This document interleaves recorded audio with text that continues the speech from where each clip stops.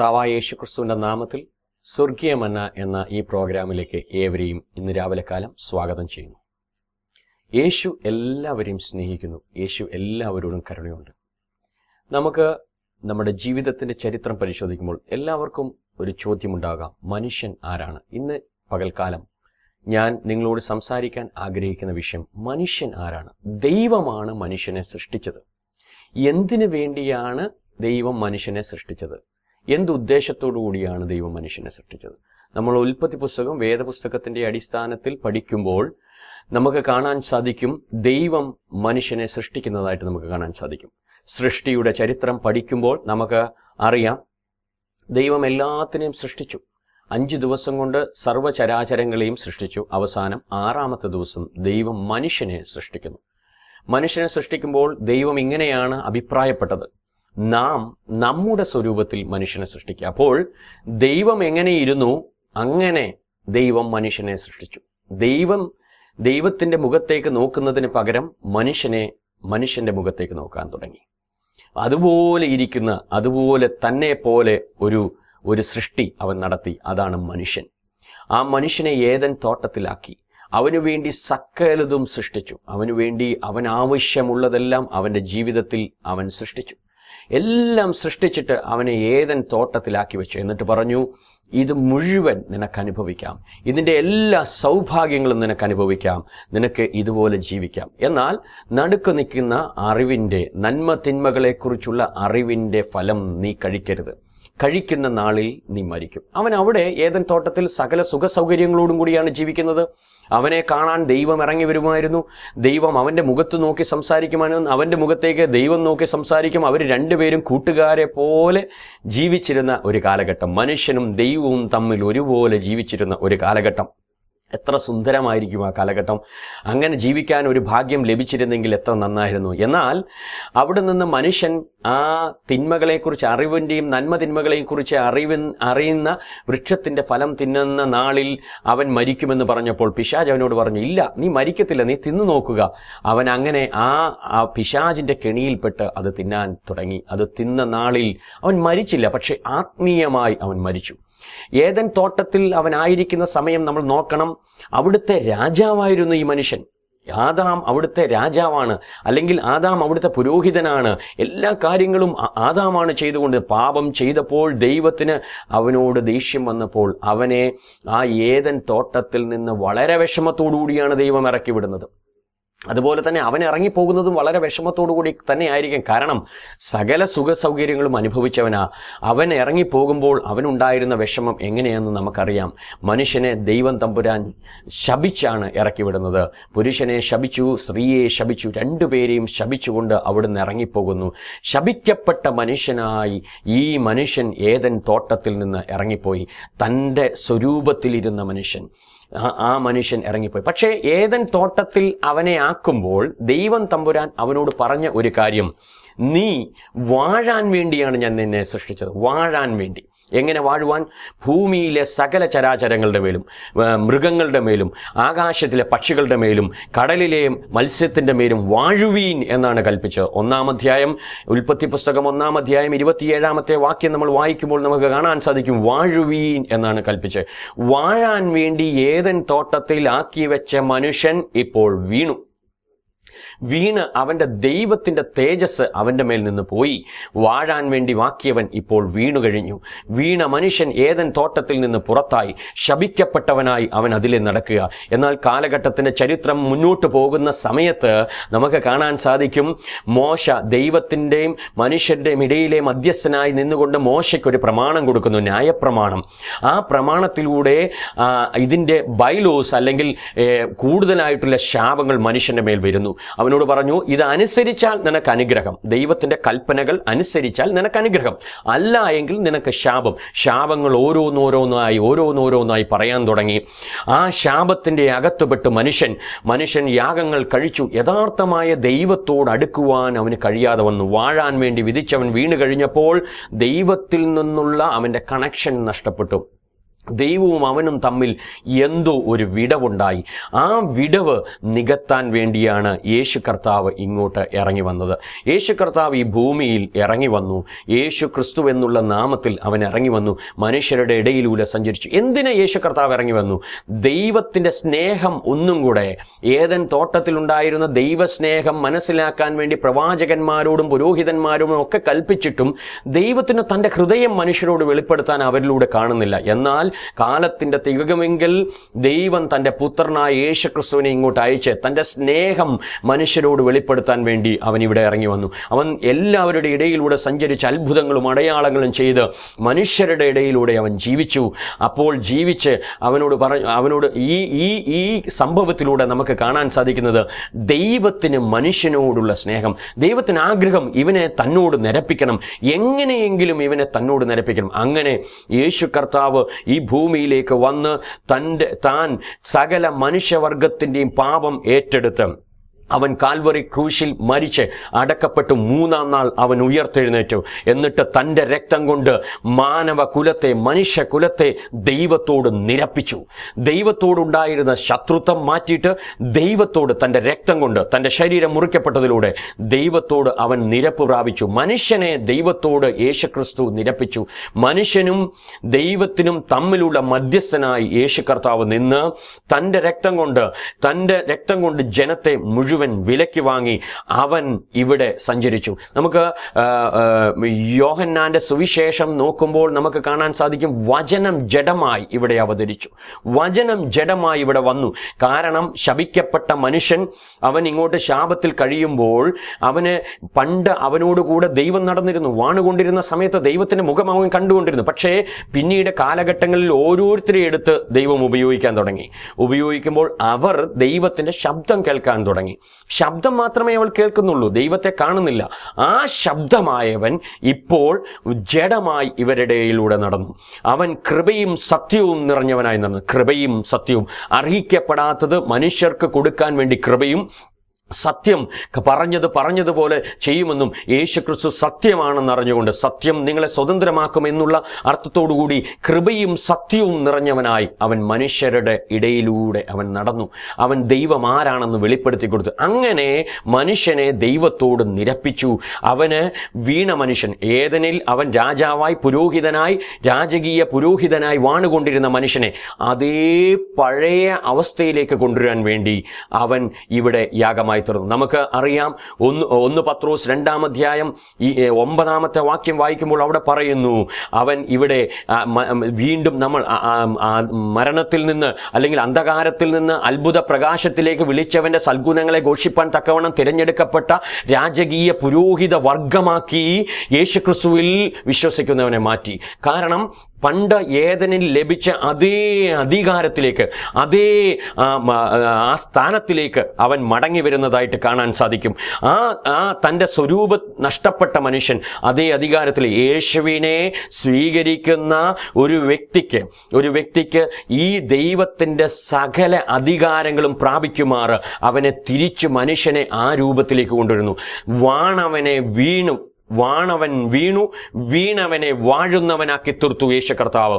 ഇന്ന് പകൽക്കാലം ഞാൻ നിങ്ങളോട് പറയട്ടെ, ഏദൻ തോട്ടത്തിൽ വെച്ച് മനുഷ്യൻ ചെയ്ത പാപത്തിന്റെ ഫലമായി അവൻ അധികാരത്തിൽ നിന്ന് വീണുവെങ്കിൽ ആ വീണവനെ വാഴുന്നവനാക്കി തീർക്കാൻ വേണ്ടി യേശു കർത്താവ് ഈ ഭൂമിയിലേക്ക് വന്നു. ഒരുവൻ യേശു ക്രിസ്തുവിനെ സ്വീകരിക്കുന്നതോടുകൂടി അവന് സകല അധികാരങ്ങളും ലഭിക്കുകയാണ്. ദൈവത്തോടുള്ള അവന് സമത്വത്തിലേക്ക് വരിക, ദൈവത്തോടുള്ള നിരപ്പ് അവൻ പ്രാപിക്കുക. നിരപ്പ് പ്രാപിച്ച് ദൈവത്തിൻ്റെ സകല ഗുണഗണങ്ങളും അല്ലെങ്കിൽ പഴയ നിയമത്തിൽ പറഞ്ഞിരിക്കുന്ന സകല വാഗ്ദത്തങ്ങളും ക്രിസ്തുയേശുവിൽ ഉവ്വ് എന്നാക്കിക്കൊണ്ട് അവനെ അതിലേക്ക് കൊണ്ടുവരിക. ശാപത്തിൽ നിന്ന് മനുഷ്യനെ അനുഗ്രഹത്തിലേക്ക് കൊണ്ടുവരികയാണ് ദൈവം ചെയ്യുന്നത്. ശാപത്തിൽ കിടന്ന മനുഷ്യനെ അനുഗ്രഹത്തിലേക്ക് കൊണ്ടുവരുന്നു. ഗലാത്യ ലേഖനം നമ്മൾ പഠിക്കുമ്പോൾ മരത്തിന്മേൽ തൂങ്ങുന്നവനെല്ലാം ശപിക്കപ്പെട്ടവൻ, അതായത് മനുഷ്യ കുലത്തിന്റെ ശാപത്തിന് പരിഹാരമായി യേശു കർത്താവ് മരത്തിന്മേൽ തൂങ്ങിയിട്ട് ശാപത്തിൽ കിടന്ന മനുഷ്യനെ അനുഗ്രഹത്തിലേക്ക് അവനെ തിരികെ കൊണ്ടുവരുന്നു, മടക്കിക്കൊണ്ടിരിക്കുകയാണ് അനുഗ്രഹത്തിലേക്ക്. എന്നിട്ട് പറയുകയാണ്, അബ്രഹാമിന്റെ അനുഗ്രഹം ക്രിസ്തുയേശുവിൽ ജാതികൾക്ക് വരേണ്ടതിന് ആ ആത്മാവെന്ന വാഗ്ദത്ത വിഷയം നമ്മൾ പ്രാപിച്ചു. അതായത് മനുഷ്യന് നഷ്ടപ്പെട്ടു പോയ അധികാരം തിരികെ തന്ന് അബ്രഹാമിന്റെ അനുഗ്രഹം പ്രാപിക്കണമെന്നാണ് ദൈവത്തിന് ഇപ്പോൾ ആഗ്രഹം. എന്താണ് അബ്രഹാമിന്റെ അനുഗ്രഹം? റോമാലേഖനത്തിന്റെ അകത്ത് നമ്മൾ അബ്രഹാമിനെയും ഇസഹാക്കിനെ കുറിച്ച് പഠിക്കുമ്പോൾ അവിടെ ഒരു താരതമ്യ പഠനം നടക്കുമ്പോൾ നമുക്ക് കാണാൻ സാധിക്കും, അബ്രഹാം ദൈവത്തിന്റെ സ്ഥാനത്തും ഇസഹാക്ക് യേശുക്രിസ്തുവിന്റെ സ്ഥാനത്തും നിൽക്കുന്നതായിട്ട് നമുക്ക് കാണാൻ സാധിക്കും. ഈ യേശുക്രിസ്തുവിന്റെ സ്ഥാനത്ത് ഇസഹാക്കും അബ്രഹാം ദൈവത്തിന്റെ സ്ഥാനത്ത് നിൽക്കുന്നു. അപ്പോൾ ദൈവത്തിന്റെ അനുഗ്രഹം പ്രാപിക്കണം. ദൈവം അബ്രഹാമിനെ അനുഗ്രഹിക്കുമ്പോൾ അവനോട് ഇങ്ങനെയാണ് പറഞ്ഞത്, നീ വലിയൊരു ജാതിയാവും, അനുഗ്രഹിച്ച് ഞാൻ നിന്റെ പേര് വലുതാക്കും, നീ ഒരു അനുഗ്രഹമായിരിക്കും, നിന്നെ അനുഗ്രഹിക്കുന്നവരെ ഞാൻ അനുഗ്രഹിക്കും, നിന്നെ ശപിക്കുന്നവരെ ഞാൻ ശപിക്കും, നിന്നാൽ ഭൂമിയിലെ സകല വംശങ്ങളും അനുഗ്രഹിക്കപ്പെടും. ഇതാ ഈ അനുഗ്രഹം നമ്മൾ യേശുക്രിസ്തുവിലൂടെ പ്രാപിക്കണമെന്നാണ് ദൈവത്തിന്റെ ആഗ്രഹം. യേശുക്രിസ്തുവിൽ വിശ്വസിക്കുന്ന ഒരു വ്യക്തി സകലത്തിലും ഉയർന്ന നിലവാരത്തിലേക്ക്, അവൻ വായ്പ വാങ്ങുന്നവനല്ല, വായ്പ കൊടുക്കുന്നവനെ, അവൻ രോഗത്തിൽ കിടക്കുന്നവനല്ല, രോഗത്തെ ജയിക്കുന്നവനെ. കാരണം കാൽവറിയിൽ അവൻ സകലത്തിന്റെ മേലും ജയാളിയായതുകൊണ്ട് മനുഷ്യൻ പഴയ അവസ്ഥയിലേക്ക്, മനുഷ്യൻ ഏദനിലെ അവസ്ഥയിലേക്ക് വന്നിട്ട് രാജാവായി പുരോഹിതനായി വാഴണമെന്നാണ് ദൈവത്തിന്. അന്ധകാരത്തിൽ കടന്നിരുന്ന മനുഷ്യനെ രാജകീയ പുരോഹിത വർഗമാക്കി തീർത്ത് അവൻ ആ അധികാരത്തിൽ തുടരണമെന്നാണ് ദൈവത്തിന്റെ ആഗ്രഹം. എന്നെ ഇന്ന് കേൾക്കുന്ന ദൈവ പൈതലേ, ഞാൻ നിന്നോട് ഇന്ന് പകൽക്കാലം പറയട്ടെ, ദൈവത്തിന് നിന്നെ കുറിച്ചുള്ള ആഗ്രഹം നീ ഒരു താണവനായി കിടക്കാനല്ല, നീ ഒരു തോറ്റവനായി കിടക്കാനല്ല, നീ ഒരു രോഗിയായിട്ടിരിക്കാനല്ല, നീ ഒരു കടഭാരത്തിലിരിക്കുന്ന വ്യക്തിയായിട്ടിരിക്കാനല്ല. ദൈവത്തിന്റെ അനുഗ്രഹങ്ങൾ പ്രാപിച്ച്, ദൈവത്തിന്റെ നന്മകൾ പ്രാപിച്ച് നീ ഉയർച്ച തന്നെ പ്രാപിക്കുന്ന ഒരു വ്യക്തിയായി, നാട്ടുകാരുടെയും വീട്ടുകാരുടെ മുമ്പിൽ നീ ഉയർച്ച പ്രാപിക്കുന്നവനായി. യേശുവിനെ കുറിച്ച് ഒരിക്കൽ പറഞ്ഞു, അവനെ തകർക്കാൻ ശ്രമിച്ചവരുടെ മുമ്പിലൂടെ അവൻ നടന്നുപോയി എന്ന് പറയുന്നത് നമുക്ക് കാണാൻ സാധിക്കും. അങ്ങനെ തന്നെ നിന്നെ തകർക്കാനും നിന്നെ ഇല്ലായ്മ ചെയ്യുവാൻ നിൽക്കുന്ന പിശാചിന്റെ മുമ്പിൽ നീ ഒരു ജയാളിയായി നിന്നുകൊണ്ട് ദൈവത്തിന്റെ അധികാരങ്ങൾ പ്രാപിച്ചുകൊണ്ട് ഒരു രാജകീയ പുരോഹിത വർഗമായി തീരുവാൻ ദൈവത്തിന് ആഗ്രഹമുണ്ട്. യേശുവേ, നീ എൻ്റെ അകത്തേക്ക് വരണമേ എന്ന് പറയുമ്പോൾ നിന്നെ പഴയ ഏദൻ തോട്ടത്തിലുള്ള ആ രാജകീയ പുരോഹിത വർഗത്തിലേക്ക് നിന്നെ ദൈവം തമ്പുരാനാക്കുകയാണ്. യേശു നിന്റെ അടുത്ത് വരുന്നതോടുകൂടി ദൈവത്തിന് മനുഷ്യനോടുള്ള കോപം തീർന്നതുപോലെ നിന്നോടുള്ള കോപം യേശു നിന്റെ അകത്ത് വരുന്നതോടുകൂടി ദൈവത്തിന് മാറുകയാണ്. ദൈവത്തിന് നിന്നോട് ഇഷ്ടം തോന്നുകയാണ്. യേശു കർത്താവ് നിന്നെ സ്നേഹിക്കുക, ദൈവം നിന്റെ അരികിലേക്ക് വരികയാ, ദൈവം നിന്നെ അനുഗ്രഹിക്കാൻ പോകുകയാണ്. ഇന്ന് പകൽക്കാലം ഞാൻ പറയട്ടെ, പഴയ നിയമത്തിലുള്ള സകല വാഗ്ദത്തങ്ങളും യേശു ക്രിസ്തുവിൽ നീ ആകുമ്പോൾ ഉവ്വ് എന്ന് നിന്റെ മേൽ വരാൻ പോകുക. അബ്രഹാമിന്റെ അനുഗ്രഹം നിന്റെ മേൽ പ്രാപിക്കാൻ പോകുക. നീ ദൈവത്തിന്റെ ലൈക്ക്നെസ്സിലേക്ക്, നീ ദൈവത്തിന്റെ ഇമേജിലേക്ക് മാറാൻ പോകുക. നീ ദൈവത്തെ പോലാകാൻ പോകുക. ഇന്ന് അപ്പോൾ നീ നടക്കുമ്പോൾ സ്വർഗം നിന്റെ കൂടെ നടക്കുക. നീ നടക്കുമ്പോൾ ഒരു ദൂതഗണങ്ങൾ മുഴുവൻ നിന്റെ കൂടെ നടക്കുക. പിതാവ് നിന്റെ കൂടെ നടക്കുക, പുത്രൻ നിന്റെ കൂടെ നടക്കുക, പരിശുദ്ധാത്മാവ് നിന്റെ കൂടെ നടക്കുക. അപ്പോൾ നീ തിരഞ്ഞെടുക്കപ്പെട്ട ഒരു രാജകീയ പുരോഹിത വർഗമായി മാറി ലോകത്തിന്റെ മുമ്പിൽ നീ ഒരു അനുഗ്രഹമായി മാറാൻ പോകുക. നിന്റെ കൂട്ടുകാരുടെ മുമ്പിൽ നീ ഒരു അനുഗ്രഹമായി തീരാൻ പോകുക. തകർന്നവനെ, വീണവനെ വാഴുവാനാക്കാൻ വേണ്ടിയിട്ട് ദൈവം മനുഷ്യനെ സൃഷ്ടിച്ചെങ്കിൽ ഈ മനുഷ്യനെ ദൈവം ഇന്ന് സ്നേഹിക്കുന്നു. വാഴാൻ വേണ്ടി സൃഷ്ടിച്ചവൻ വീണപ്പോൾ വീണവനെ വാഴുന്നവനാക്കി തീർത്ത യേശു കർത്താവ് ഇന്ന് പകൽക്കാലം ഞാൻ നിന്നോട് പറയട്ടെ, എന്നെ കേട്ടുകൊണ്ടിരിക്കുന്ന വ്യക്തി, ഇന്ന് ഒരുപക്ഷെ പല കാരണങ്ങളാൽ പലതിൽ വീണ വ്യക്തിയായിരിക്കാം. നീ തകർന്ന് ഒരു രക്ഷയുമില്ല എന്ന് പറയുന്ന വ്യക്തിയായിരിക്കാം. യേശുവിന് നിന്നോട് പിണക്കല്ല, യേശുവിന് നിന്നോട് സ്നേഹമാണ്. യേശു നിന്നെ അനുഗ്രഹിക്കാൻ ആഗ്രഹിക്കുന്നു. ഒരൊറ്റ കാര്യം മാത്രം ചെയ്താൽ മതി, അധികം ഒന്നും ചെയ്യണ്ട. നീ ആ നിൽക്കുന്ന നിൽപ്പിൽ, നീ ആ ഇരിക്കുന്ന ഇരിപ്പിൽ യേശുവേ എൻ്റെ ഹൃദയത്തിലേക്ക് വരണം. അത് ആരും കാണണ്ട, അത് നീയും ദൈവവും തമ്മിൽ മാത്രം അറിഞ്ഞാൽ മതി. യേശുവേ, നീ എൻ്റെ അരികിലേക്ക് വരണമേ എന്ന് പറയുമ്പോൾ യേശു നിന്റെ ഹൃദയത്തിൻ്റെ അകത്തേക്ക് വന്നിട്ട് നീ വീണവനാണെങ്കിൽ ഈ നിമിഷം മുതൽ നിന്നെ വാഴാൻ ദൈവം ആക്കി വെക്കാൻ പോകുക. നീ നിന്റെ സാഹചര്യങ്ങളെ വാഴാൻ തുടങ്ങുകയാണ്. ഈ യേശു നിന്റെ അകത്ത് വരുന്നതോടുകൂടി നിന്റെ വീട്ടിൽ, നിന്റെ ദേശത്ത് ഒരു വാഴ്ച ആരംഭിക്കുക. അത് പിശാചിന്റെ വാഴ്ചയല്ല, അത് സർവശക്തനായ ദൈവത്തിന്റെ വാഴ്ച, സകലത്തെയും ജയിച്ചവനായ യേശുക്രിസ്തുവിന്റെ വാഴ്ച നിന്റെ വീട്ടിൽ ആരംഭിക്കുക, നിന്റെ കുടുംബത്തിൽ ആരംഭിക്കുക, നിന്റെ കുഞ്ഞുങ്ങളുടെ ജീവിതത്തിൽ ആരംഭിക്കുക. ഒരു പക്ഷേ എന്നെ കേട്ടുകൊണ്ടിരിക്കുന്ന ഒരു വ്യക്തി ഡൈവോഴ്സിന്റെ വാക്കത്ത് നിൽക്കുന്നവരോട് ഞാൻ ഇന്ന് പകൽക്കാലം പറയട്ടെ, നീ ഒരു പക്ഷേ വീണ് കിടക്കുന്നവനായിരിക്കാം. വീണ് കിടക്കുന്ന നിന്നോട് ദൈവം പറഞ്ഞു, നീ വീഴത്തില്ല. യേശുവിനെ നീ സ്വീകരിച്ചു സ്വീകരിച്ചാൽ ഇപ്പോൾ മുതൽ നീ വാഴുന്നവനായി ദൈവം നിന്നെ ആക്കാൻ പോകുക. നിന്നെ വാഴാൻ വേണ്ടി ദൈവം ആക്കി വെച്ചിരിക്കുന്നു. നീ വീഴാൻ വേണ്ടിയിട്ടല്ല. നീ സന്താന സമൃദ്ധിയുള്ളവനായി, സന്താന പുഷ്ടിയുള്ളവനായി അടക്കി ഭരിക്കാൻ വേണ്ടിയ കർത്താവ് നിന്നെ ആക്കി വെച്ചിരിക്കുന്നു. ഉൽപ്പത്തി പുസ്തകം 1-ാം അധ്യായത്തിന്റെ അകത്ത് നമുക്ക് കാണാൻ സാധിക്കും. ദൈവം മനുഷ്യനോട് പറഞ്ഞു, അടക്കി ഭരിക്കുക. ഇതാ ഈ അടക്കി ഭരിക്കുന്ന ഒരു അവസ്ഥയിലേക്ക് ദൈവം നിന്നെ ആക്കാൻ പോകുന്നു. അതുകൊണ്ട് ഇന്ന് പകൽക്കാലം എന്നെ കേട്ടുകൊണ്ടിരിക്കുന്ന വ്യക്തി, യേശുവേ എൻ്റെ അരികിലേക്ക് വരണം, യേശുവേ നീ എൻ്റെ അരികിലേക്ക് വരണമേ എന്ന് പറയുമ്പോൾ നിന്റെ ശാപങ്ങൾ മാറുകയാണ്. പാരമ്പര്യമായി ഒരുപക്ഷെ നീ ശാപത്തിലിരിക്കുന്ന വ്യക്തിയായിരിക്കാം. യേശു കർത്താവ് നിനക്ക് വേണ്ടി മരത്തിന്മേൽ ശാപമായി തീർന്നു. യേശു കർത്താവ് നിനക്ക് വേണ്ടി മരത്തിന്മേൽ ശാപമായി തീർന്നു. ആ ശാപം കൊണ്ട് നിന്റെ ശാപം അവൻ ഏറ്റെടുത്തു. എന്നിട്ട് നിന്നെ ഒരു പുതിയ സൃഷ്ടിയാക്കുകയാണ്. വേദപുസ്തകം ഇങ്ങനെ പറയുന്നു, ഒരുവൻ ക്രിസ്തുവിലായാൽ അവൻ പുതിയ സൃഷ്ടിയായി. എന്നെ കേൾക്കുന്ന ദൈവവേദലേ, ഒരുപക്ഷെ നിന്റെ അവസ്ഥ ആരോടും പറയാൻ പറ്റാത്ത അവസ്ഥയായിരിക്കാം. ഒരുപക്ഷെ നിന്റെ അവസ്ഥ കണ്ടിട്ട് ജനം നിന്നെ മുഖം നോക്കാതെ പോകുന്ന ഒരവസ്ഥയിലായിരിക്കാം. ഒരുപക്ഷെ നിന്റെ വീട്ടിലേക്ക് ആരും കയറി വരാത്ത ഒരവസ്ഥയിലായിരിക്കാം ഇന്ന് നീ ജീവിക്കുന്നത്. ഒരുപക്ഷെ കൂട്ടുകാർ, ഇന്ന് നിന്റെ കൂടെ ഉണ്ടായിരുന്നവർ മുഴുവൻ നിന്നെ ഉപേക്ഷിച്ച് നിന്നെ വിട്ടുകളഞ്ഞ് ജീവിക്കുന്ന ഒരവസ്ഥയിലായിരിക്കാം നീ ആയിരിക്കുന്നത്. ഞാൻ ഇന്ന് എന്നെ കേൾക്കുന്ന ദൈവ പൈതലേ, നിന്നോട് ഒരു കാര്യം ഞാൻ പറയട്ടെ. ഈ യേശു ക്രിസ്തുവിനെ നീ വിശ്വസിച്ചാൽ ഇന്ന് യേശു നിന്നെ വാഴുന്നവനാക്കാൻ പോകുകയാണ്. നിന്റെ അവസ്ഥകൾ മാറും. ഒരുപക്ഷെ നിന്റെ ഭർത്താവ് ഗൾഫിൽ അതിയായി ബുദ്ധിമുട്ടുന്ന ഒരു വ്യക്തിയായിരിക്കാം നീ. അല്ലെങ്കിൽ നിന്റെ ഭാര്യ ജോലിയില്ലാതെ വിഷമിക്കുന്ന ഒരവസ്ഥയിലായിരിക്കാം. അല്ലെങ്കിൽ അടുത്ത നിമിഷം എങ്ങനെ ജീവിക്കുമെന്ന് ഭാരപ്പെട്ട് കഴിയുന്ന ഒരു വ്യക്തിയായിരിക്കാം നീ. നിന്നോട് ഞാൻ പറയട്ടെ, നീ വീണവനാണെങ്കിൽ നിന്നെ വാഴാൻ വേണ്ടി ദൈവം ആക്കി വെക്കാൻ പോകുക. നിന്റെ അവസ്ഥകൾ മാറാൻ പോകുക. യേശുവേ എന്നുള്ള ഒരൊറ്റ വാക്കോടുകൂടി, യേശുവേ നിന്റെ ഹൃദയത്തിലേക്ക് വരണമേ എന്ന് പറഞ്ഞാൽ യേശു നിന്റെ ഹൃദയത്തിലേക്ക് വന്നിട്ട് ഒരു വാഴ്ച ആരംഭിക്കുക. നിനക്കിന്ന് ആഗ്രഹമുണ്ടെങ്കിൽ ഈ വാഴ്ചയിലേക്ക് വരുവാൻ യേശു നിന്നെ കൊണ്ട് ആഗ്രഹിക്കുന്നു. യേശു നിന്നെ ഉയർത്തുവാൻ ആഗ്രഹിക്കുന്നു. ദൈവവേദലേ, യേശുവിൻ്റെ അതിയായ ആഗ്രഹം നിന്നെ താണവനാക്കാനല്ല, നിന്നെ പഴയ ഏദൻ തോട്ടത്തിൻ്റെ അനുഭവത്തിലേക്ക് കൊണ്ടുവന്ന് രാജകീയ പുരോഹിത വർഗമാക്കി തീർക്കാൻ ദൈവത്തിന് ആഗ്രഹമുണ്ട്. വേദപുസ്തകം ഉടനീളം പഠിക്കുമ്പോൾ ദൈവം ഏതൊക്കെ വീട്ടിൽ കയറിയിട്ടുണ്ടോ അവിടെ എല്ലാം അനുഗ്രഹം ഉണ്ടായിട്ടുണ്ട്. ആരുടെയെല്ലാം വീട്ടിൽ കയറിയിട്ടുണ്ടോ അവിടെ എല്ലാം അനുഗ്രഹമാണ്. പഴയ നിയമം പരിശോധിച്ച് നോക്കിയാലും പുതിയ നിയമം പരിശോധിച്ച് നോക്കിയാലും അവിടെയെല്ലാം അനുഗ്രഹം. പുതിയ നിയമത്തിലെ ചില കാര്യങ്ങൾ ഞാൻ പറഞ്ഞുകൊള്ളട്ടെ. ഈ യേശു കർത്താവ് കാനാവിലെ കല്യാണത്തിൻ്റെ വീട്ടിൽ വന്നപ്പോൾ അവിടുത്തെ ദാരിദ്ര്യം മാറ്റി. യേശു കർത്താവ് പത്രോസിന്റെ പടക് ചോദിച്ചപ്പോൾ പത്രോസിന്റെ പടകിന്റെ അകത്തെ ദാരിദ്ര്യം മാറ്റി. ഒരു മീൻ പോലും കിട്ടിയിരുന്ന അവസരത്തിൽ അവിടുത്തെ ദാരിദ്ര്യം അവൻ മാറ്റിക്കൊടുത്തു. യേശു കർത്താവ് നൈലിലെ വിധവയുടെ വീട്ടിലേക്ക് ചെന്നപ്പോൾ അവിടെ അത്ഭുതങ്ങൾ സംഭവിച്ചു. യേശു കർത്താവ് ഓരോ മേഖലകളിലും അത്ഭുതം സംഭവിക്കുന്നതായിട്ട് കാണാൻ സാധിക്കും. വ്യഭിചാരിണിയായ സ്ത്രീ യേശുവിനെ കണ്ടു കഴിഞ്ഞപ്പോൾ ലോകം അറിയപ്പെടുന്നവളായി അവളെ തീർത്തു. ഇതെല്ലാം വീണവനെ വാഴാൻ വേണ്ടി യേശു കർത്താവ് ഈ ഭൂലോകത്തിലേക്ക് വന്നു. വീണവനെ വഴിക്കാൻ. ഞാൻ ചോദിക്കട്ടെ, ഇന്ന് നിന്റെ അവസ്ഥ എന്താണ്? ആരോടും പറയാതെ, ആരോടും പറയാൻ പറ്റാത്ത അവസ്ഥയിൽ കഴിയുന്ന വ്യക്തി യേശു കർത്താവ് നിന്നെ വാഴുന്നവനാക്കി തീർക്കാൻ പോവുക. ഇതാ വേദപുസ്തകത്തിൽ മറ്റൊരു കാര്യം പറയുന്നു. ഒടുക്കത്തെ ആദാമായി യേശു വന്നു. കാരണം എന്നാണെന്നറിയാമോ? ആദ്യത്തെ ആദാം ഇവിടെ വന്നു വീണപ്പോൾ അതിൽ മനുഷ്യകുലം മുഴുവൻ വീണുപോയി.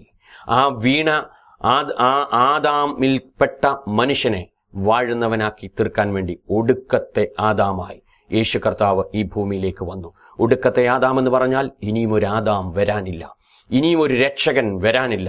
ഈ യേശു മാത്രമാ രക്ഷകൻ. ഇനിയും യേശു വരാൻ പോകുന്നത് തന്നിൽ വിശ്വസിക്കുന്നവരെ ചേർക്കുവാൻ വേണ്ടി ഒരു സ്വർഗം കൂടെ നമുക്ക് ഫ്രീ ആയിട്ട് യേശുവിൽ വിശ്വസിക്കുന്നതോടുകൂടി ലഭിക്കുകയാണ്. ഇന്ന് പകൽക്കാലം ഞാൻ നിങ്ങളോട് പറയട്ടെ, യേശുവിൽ വിശ്വസിക്കാമെങ്കിൽ, യേശുവിനോടുകൂടെ ചേർന്ന് നടക്കാമെങ്കിൽ നിന്റെ ജീവിതത്തിൻ്റെ ഗതികൾ മാറാൻ പോകുക. നിന്റെ ജീവിതത്തിൽ അത്ഭുതങ്ങൾ സംഭവിക്കാൻ പോകുക. ഈ ഒടുക്കത്തെ ആദാമായ യേശു ക്രിസ്തുവിനെ സ്വീകരിക്കുന്നതോടുകൂടി നിന്റെ അത്ഭുതങ്ങളുടെയും അടയാളങ്ങളുടെയും നാളുകൾ ആരംഭിക്കുകയാണ്. നീ ഒരു അത്ഭുതമായി മാറാൻ പോകുക. ചെല്ലുന്നിടത്ത് മുഴുവൻ ഒരു ജയോത്സവം നീ കൊണ്ടാടാൻ പോകുക. ജയത്തിൻ്റെ സൗരഭ്യവാസ വാസനയായി നീ തീരാൻ പോകുക. ദൈവവേദനയിലെ യേശുവിനെ വിശ്വസിക്കുക. യേശു നിനക്ക് വേണ്ടി വീണ മനുഷ്യനെ വാഴുന്നവനാക്കി തീർത്ത യേശു കർത്താവ് നിന്നെയും അതുപോലത്തെ അവസ്ഥയിലേക്ക് കൊണ്ടുവന്ന് രാജകീയ പുരോഹിത വർഗമാക്കി അന്ധകാരത്തിൽ നിന്ന് നിന്നെ ദൈവം ഒരു അത്ഭുത പ്രകാശത്തിലേക്ക് കൊണ്ടുപോവാണ്.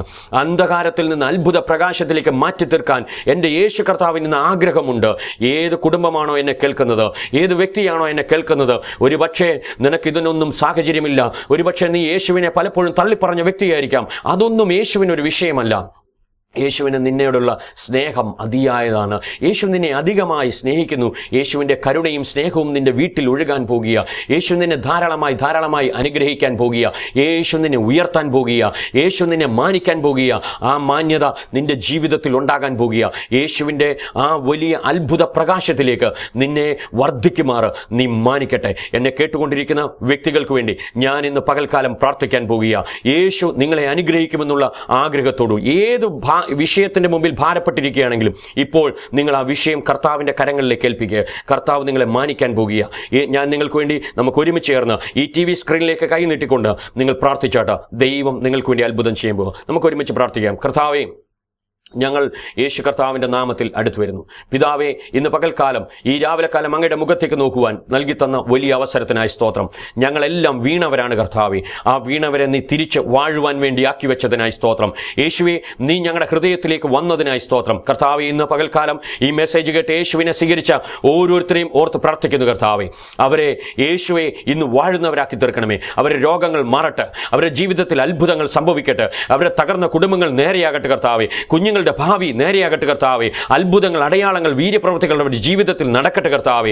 ദൈവം അവരെ ധാരാളമായി അനുഗ്രഹിക്കണമേ കർത്താവേ. ഇന്ന് അവരെ കുടുംബം ഒരു അനുഗ്രഹമായി വാഴ്ച നടത്തുന്ന ഒരു കുടുംബമായി ആ ദേശത്ത് വാഴ്ച നടത്തുമാറ് കർത്താവ് അവരോട് കൂടെ യാത്ര ചെയ്യുന്നതിനായി സ്തോത്രം. ഞാൻ ഈ കുടുംബത്തെ, ഈ വ്യക്തിയെയും പിതാവായ ദൈവത്തിന്റെ നാമത്തിൽ, പുത്രനായ യേശുക്രിസ്തുവിന്റെ നാമത്തിൽ, പരിശുദ്ധാത്മാവിന്റെ നാമത്തിൽ, പിതാവിന്റെയും പുത്രന്റെയും പരിശുദ്ധാത്മാവിന്റെ നാമത്തിൽ അനുഗ്രഹിച്ച് പ്രാർത്ഥിക്കുന്നു. അവരൊരു വിടുതലും അനുഗ്രഹവുമായി തീർന്നേട്ട് കർത്താവേ. അവരുടെ സ്ഥിതിഗതികൾ മാറട്ടെ കർത്താവ്. അങ്ങനെ ചെയ്തതിനായി സ്തോത്രം. യേശു അവരുടെ മേൽ കർത്തൃത്വം നടത്താൻ ആരംഭിച്ചതിനായി സ്തോത്രം. യേശുവിൻ നാമത്തിൽ തന്നെ ആമേൻ.